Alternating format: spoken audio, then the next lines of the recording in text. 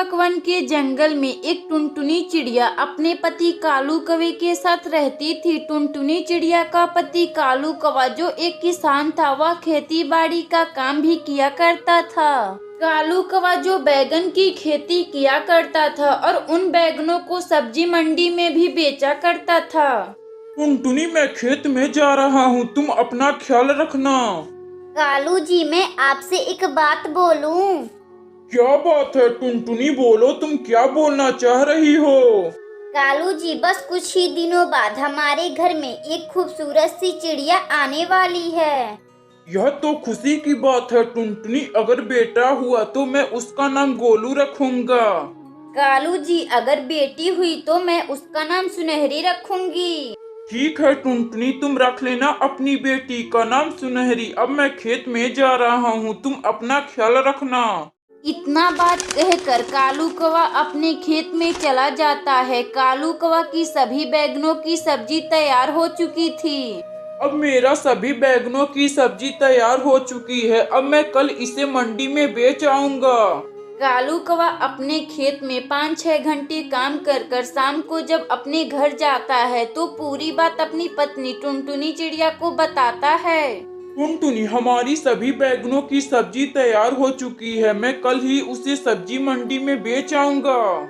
ठीक है कालू जी, आप कल सभी बैगनों को तोड़कर बेच आइएगा। अभी आप सो जाइए, काफी रात हो चुकी है। फिर कालू कौवा और टुनटुनी चिड़िया सो जाते हैं, लेकिन भगवान को कालू कौवा का खुशी देखा नहीं गया। उसी रात में बहुत जोर जोर से बारिश आना शुरू हो गया। बारिश होने की वजह से कालू कौवा का बैगन का फसल बर्बाद हो जाता है। अगली सुबह टुनटुनी चिड़िया अपने पति कालू कौवे से बोलती है, कालू जी, आप खेत में जाइए और देखिए कि हमारी बैगन की फसल कैसी है। ठीक है टुनटुनी, मैं अभी खेत में जा रहा हूँ बैगन की सब्जी को देखने। फिर कालू कौवा अपने बैगन की सब्जी को देखने जाता है। कालू कौवा की बैगन की सब्जी तहस नहस हो चुकी थी। कालू कौवा को खेत का नुकसान बर्दाश्त नहीं होता है तो वह फांसी लगा लेता है। कालू कौवा को फांसी लगाने के बाद टुनटुनी चिड़िया अकेली हो जाती है। आप यह क्या कर लिए जी? आप मुझे क्यों छोड़कर ऐसे चले गए? इसी तरह 2 हफ्ते बीत जाते हैं। इसी बीच टुनटुनी चिड़िया का एक खूबसूरत सी बेटी जन्म लेती है। माँ, मुझे बहुत जोरों की भूख लगी है, आप मुझे कुछ खाने के लिए दे दीजिए। मेरे पास तो कुछ नहीं है बेटी, मगर तू चिंता ना कर, अभी मैं किसी पक्षी से कुछ खाना उधार मांग कर ले आती हूँ। फिर टुनटुनी चिड़िया उड़ते उड़ते एक जंगल में जाती है। तभी उसे एक सेव दिखाई देता है, जिसे लेकर टुनटुनी चिड़िया अपने घर आती है और अपनी बेटी को खाने के लिए दे देती है। माँ, यह सेव कितना स्वादिष्ट है, क्यों ना माँ हम लोग सेव की खेती करते हैं। मगर सुनहरी, हमारे पास तो खेती करने के लिए पैसे भी नहीं है। माँ, आप क्यों ना किसी पक्षी से पैसा उधार लेती हैं और खेती करना शुरू कर देती हैं। फिर अगली सुबह टुनटुनी चिड़िया बंटी कबूतर के घर जाती है। उससे कुछ पैसे लेकर सेव की खेती करना शुरू कर देती है और खुशी खुशी रहने लगती है। अगर आपको यह कहानी अच्छी लगे तो वीडियो को लाइक करें और चैनल को सब्सक्राइब करें और बेल आइकन को दबाना ना भूलें। हमें कमेंट बॉक्स में बताएं कि हमारी कहानी आपको कैसी लगी।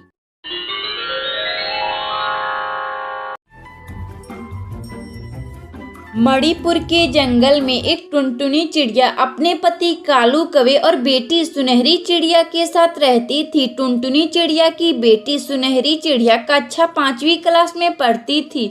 वह अपने जंगल में निजी स्कूल में पढ़ा करती थी। एक दिन की बात है, सुनहरी चिड़िया की सहेली पिंकी चिड़िया सुनहरी से बोलती है, सुनहरी, तुम्हें पता है जंगल में एक कुल्फी का दुकान खुला है जहाँ ठंडी ठंडी कुल्फी बिक रही है। चलो ना, आज हम भी लोग ठंडी ठंडी कुल्फी खाकर आते हैं। पिंकी, चल, आज हम भी लोग ठंडी ठंडी कुल्फी खाकर आते हैं। फिर सुनहरी चिड़िया अपनी सहेली पिंकी चिड़िया के साथ जंगल में कुल्फी खाने जाती है, जहाँ बंटी कबूतर बांस की ठंडी ठंडी कुल्फी बेच रहा था। कुल्फी ले लो, कुल्फी, ठंडे ठंडे बांस की कुल्फी ले लो। अरे बंटी अंकल, आप यह कुल्फी कितने रुपए बेच रहे हैं? बेटा यह कुल्फी 5, 10, 15, 20 रुपए बेच रहा हूँ, तुम कितने वाला कुल्फी खाओगी?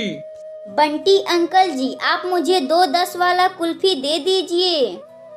फिर बंटी कबूतर सुनहरी चिड़िया को बांस के बने कुल्फी खाने के लिए दे देता है। सुनहरी चिड़िया बंटी कबूतर का बांस का कुल्फी खाकर बंटी कबूतर से बोलती है, अरे वाह अंकल जी, आपका यह बांस वाली कुल्फी बहुत ही मजेदार है, सचमुच खाने में तो मजा ही आ गया।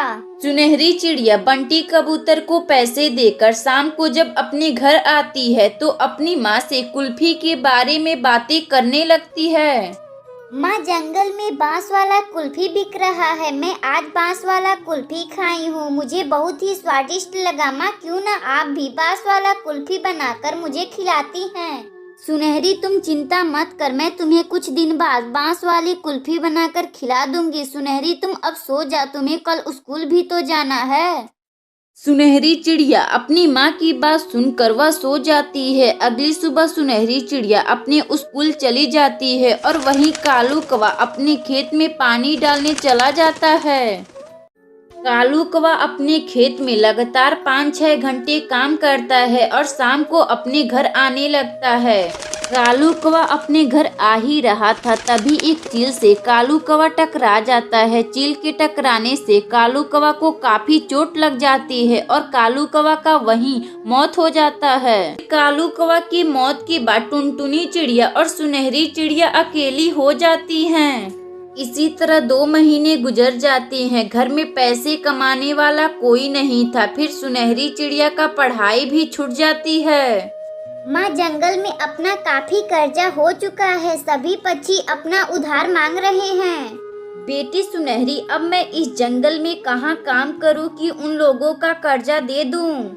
माँ, आपको तो बांस वाली कुल्फी बनाने आती है। माँ, गर्मियों का मौसम भी चल रहा है, क्यों ना आप बांस वाली कुल्फी बनाकर बेचती हैं। वाह सुनहरी, यह तो तुम बहुत ही अच्छा आइडिया दी हो। सुनहरी, मैं कल से ही बांस वाली कुल्फी बनाकर बेचना शुरू कर दूंगी।